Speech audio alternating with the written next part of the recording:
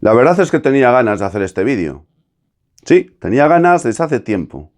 Y no sé cuál ha sido realmente el motivo que me ha impulsado a hacerlo en este momento, pero bueno, eso tampoco tiene mucha importancia.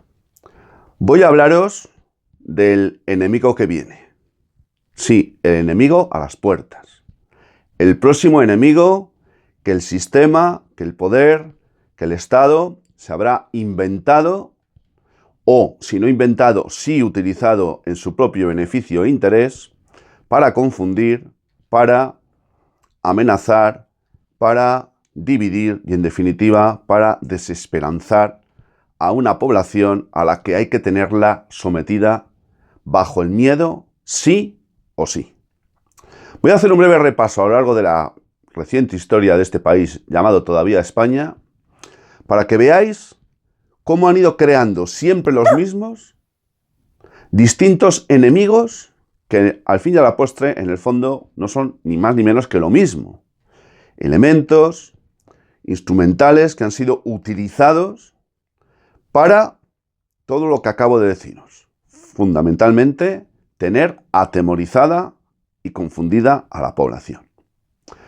Vamos con ello, amigos. Gracias, antes de nada y como siempre, por estar ahí ante un vídeo que espero que sea ilustrativo y espero que genere en vosotros la suficiente capacidad crítica, como siempre hacéis, para que dejéis vuestros comentarios y para que expreséis, evidentemente, vuestra opinión libre en torno a un tema que a mí me parece que es más que interesante. Vamos a ver lo que voy a contaros y en qué medida, bueno, pues genera vuestro interés y, bueno, pues vuestras distintas opiniones. Sí, amigos, sí. Vamos a retrotraernos a la España predemocrática. Bueno, partiendo de la base de que esto no es una democracia, pero bueno, para entendernos, ¿verdad? Antes de todo eso existió un régimen, el llamado régimen franquista o régimen del dictador. El régimen franquista o el régimen del dictador necesitó también, porque también era Estado, la creación de un enemigo que tenía una base real, pero al que se utilizó e instrumentalizó en beneficio e interés del propio Estado, en este caso el régimen de Franco, para los objetivos a los que antes me he referido. Estoy hablando de lo que se dio en denominar el contubernio judeo-masónico. Sí, esa obsesión que tuvo al dictador, pues poco menos que, obsesionado toda su vida, y hasta tal punto fue así que incluso en la última manifestación pública que tuvo lugar en Madrid, en la Plaza de Oriente, el 1 de octubre del año 1975, algo más de un mes antes de que el dictador falleciese, pues volvió a recalcar que el enemigo era este, ¿vale? Por lo tanto, en la época del régimen franquista hubo muchos problemas, hubo muchas corrupciones, hubo mucho de todo. Pero había que tener siempre muy clarito que la gente tenía que tener muy clarito que el enemigo a batir era el contubernio judeo-masónico. Antes, muchos años antes ya, incluso antes de la propia guerra civil, durante la época de la República, de la Segunda República, había también un enemigo común. Un enemigo que el Estado, en este caso republicano, se había no inventado, sino utilizado e instrumentalizado para su propio beneficio e interés, como siempre. Estoy hablando de que en aquel tiempo eran los anarquistas, era la CNT-FAI, el enemigo público número uno, el malo de todos los malos y al que había que perseguir, fuese como fuese, sin ningún tipo de escrúpulo ni dilación. Pero no nos vayamos tan atrás. Vamos ahora a la España democrática, o esto que han llegado a llamar democracia. Una vez muerto el dictador, se restaura o tiene lugar la restauración, la llamada restauración, o mejor dicho, la mal llamada restauración democrática. El timo de la transición, pero bueno, para que nos entendamos. Y claro, había que inventarse un nuevo enemigo. El contubernio judeo-masónico ya no valía. Había que inventarse otro. ¿Y qué es lo que pasó? ¿A quién se utilizó durante mucho tiempo a partir de ese año, de 1975? Pues se utilizó una realidad que no fue ningún invento, pero que fue una realidad triste y muy trágica en este país durante varias décadas. Se trató del terrorismo etarra. Una realidad cierta que causó mucho dolor y mucho sufrimiento, pero que fue utilizada sistemáticamente por el Estado para tener muy clarito y dejarle muy clarito a la población que el problema solo era ETA y lo que generaba el terrorismo etarra. Por supuesto no había ninguno malo, no había ninguno malo más en la película. Solamente estaba el terrorismo etarra, que por desgracia fue muy cruel. No había terrorismo de Estado, bueno, ya cuando surgen los GAL, ¿verdad? Pues no les quedó más remedio que admitir de alguna manera que también el Estado era uno de los malos de esta película. Pero no voy a entrar en más profundidades, simplemente decir que la banda terrorista causó 864 víctimas mortales, el 41% de ellas personal civil, que el 20 de octubre del año 2011, en una rueda de prensa, creo que se realizó en Francia, que todavía no se sabe muy bien dónde fue, se dio por finalizada la lucha armada de manera definitiva y que en abril del año 2017 se desarmó la organización antes de disolverse definitivamente en mayo del año 2018. Pero ETA tuvo sus años álgidos, los años de plomo que dieron llamarse, pero a finales ya del siglo pasado, del siglo XX y principios del XXI, aunque siguió haciendo atentados y causando dolor, no fue ya su fase álgida. Por eso había llegado el momento de inventarse un nuevo enemigo o de utilizar una realidad para beneficio e interés del propio Estado. ¿Y a quién le tocó el turno en esta ocasión?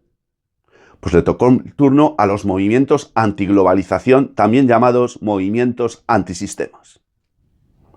Estos habían surgido, sobre todo este término, y con mucha virulencia, pues en la primavera del año 1999 en la ciudad norteamericana de Seattle, en el estado de Washington, donde entre 30 y 60.000 activistas provenientes de más de 100 países hicieron frente, y de qué manera, a lo que dio en llamarse la primera gran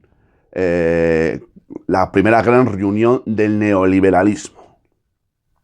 A partir de ese entonces y durante bastantes añitos, los movimientos antiglobalización, antisistemas, anarquistas varios o como les quieras llamar, fueron el enemigo público número uno. Pero, claro, eso no podía ser siempre así. Y llegó un momento que hubo que cambiar de enemigo. Hubo que cambiar la terminología, hubo que ponerle otro epíteto a algo que sirviera para tener a la población distorsionada, confundida, atemorizada, etc., etc., etc. Y después de mucho tiempo, hasta hace ya 4 días, tiene lugar uno de los mayores inventos de los ingenieros sociales de todos los tiempos. Sobre una base, vamos a admitir, no entro ni salgo en esa discusión, algunos dirán que es cierto, otros inequívoco y otros que es un invento total. No voy a entrar en esta cuestión. Pero se inventaron un nuevo enemigo. Se llamó el COVID. Se llamó la pandemia. Y hasta tal punto fue así que nos tuvieron secuestrados durante muchos meses y nos robaron 2 años de nuestras vidas, en mayor o menor medida, que es el mayor atentado al ser humano que ha tenido lugar jamás. Bueno, pues durante todo ese tiempo solamente hubo un enemigo, se llamó el COVID. Ya sé que a alguno le gustará y que igual hasta censuran el vídeo, por no decirlo, ¿no? Es igual, esta es la realidad. Les vino muy bien. Pero claro, esta historia no podía durar tampoco siempre. Duró de una manera muy virulenta y muy intensiva durante, bueno, pues 2 largos años. 3 casi. Entre pitos y flautas, sin hablar de las consecuencias, ¿verdad? Pero ¿Y después? Bueno, después había que inventarse otro enemigo. Y ese otro enemigo se llama el cambio climático. Todos aquellos que osen alzar su voz para poner en cuestión o en entredicho todo lo que el establishment quiere imponer sí o sí sobre el tan debatido o controvertido cambio climático, será considerado, y es considerado de hecho, un enemigo público. Por tanto, todo lo que sea contrario a lo verde, lo sostenible, lo inclusivo, etc., etc., etc., etc., es el enemigo público número uno. También todos aquellos que cuestionen o pongan en entredicho todo lo que es el feminismo mal entendido, ¿verdad? Esos son ahora, o somos, los enemigos públicos números uno. La pregunta es, ¿quién va a ser el próximo cuando se cansen de esta historia? Porque, como veis, aquí no dura todo eternamente.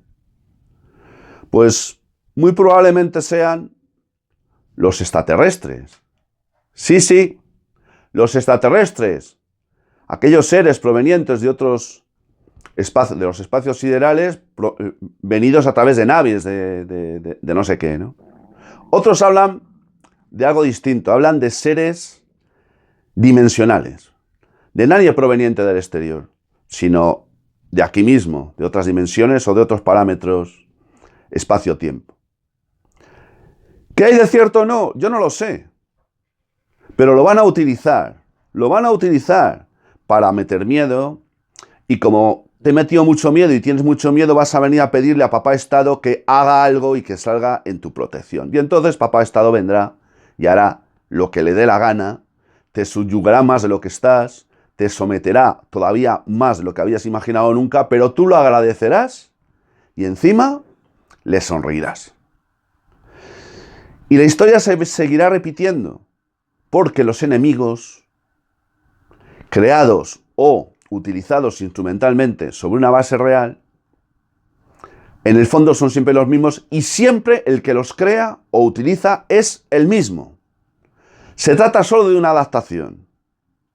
También hay un enemigo público ahora número uno, que es el capitalismo, que es el concepto de riqueza en el mejor de los sentidos de la palabra, que es el aspirar a tener una libertad económica, una propiedad. Todo eso es... eso es muy peligroso. No, eso no puede ser, hombre. Eso es el enemigo también. El que ose y aspire a tener una propiedad, a una libertad económica, a poder transmitir a sus hijos una herencia, el que decida o aspire a vivir libremente, y la libertad solo lo puede dar, efectivamente, pues en gran medida el control autogestionado de los propios recursos, es el enemigo público número uno. Así que si te has sentido identificado con alguno de ellos, pues bienvenido. Eres uno de esos perseguidos de siempre.